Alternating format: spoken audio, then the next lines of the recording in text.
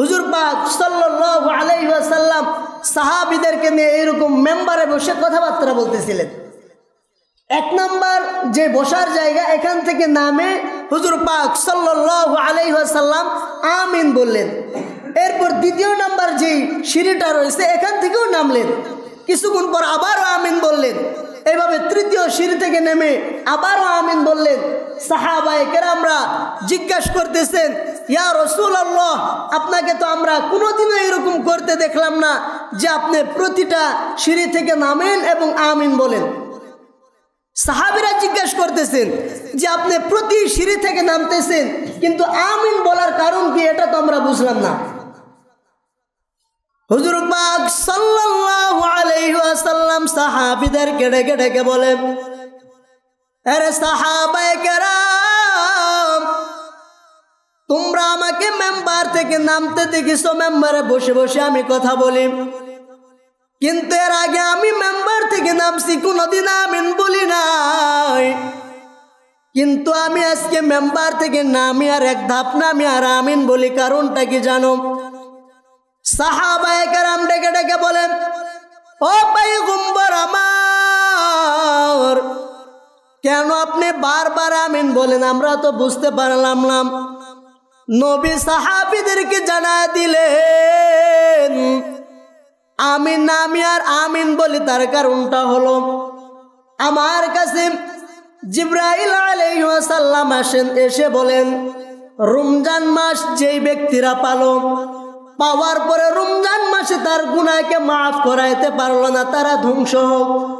আমি প্রথম নাম্বার সিঁড়ি থেকে নেমে তখন আমিন বলে দিলাম।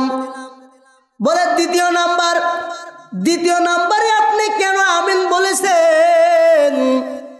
বলে আমি দ্বিতীয় নাম্বার কারণ হলো, আমি যখন দ্বিতীয় সিঁড়ি থেকে নামলাম তখন আমাকে জিবরাইল আলাইহিস সালাম জানায় দিলেন, রমজান এত দামি একটা মাস, এই মাস পেয়ে যারা রসুলের প্রতি দরুদ পড়ে না, জিকির আজকার করে না, তারা ধ্বংস হয়ে যাক।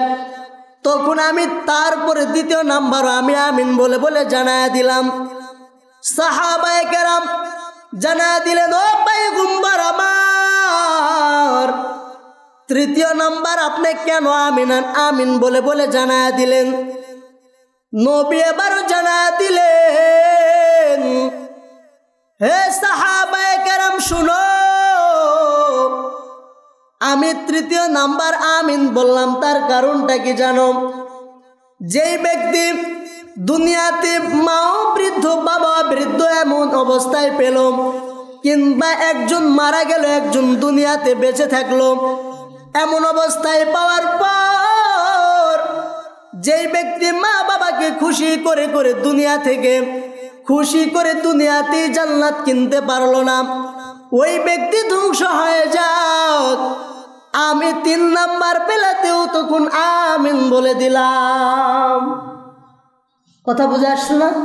3টা কাজ যদি এই রমজান মাস পেয়ে আমরা 3টা কাজ না করি, হুজুর পাক সাল্লাল্লাহু আলাইহি ওয়াসাল্লাম আমাদের এই কাজগুলোতে নারাজ হয়ে তখন আমাদের ব্যাপারে আমিন সুপারিশ করছে। এই জন্য রমজান মাস পাওয়ার পর আমাদেরকেও 3টা কাজ বেশি বেশি আল্লাহ তাআলা করার মতো তৌফিক দান করুক।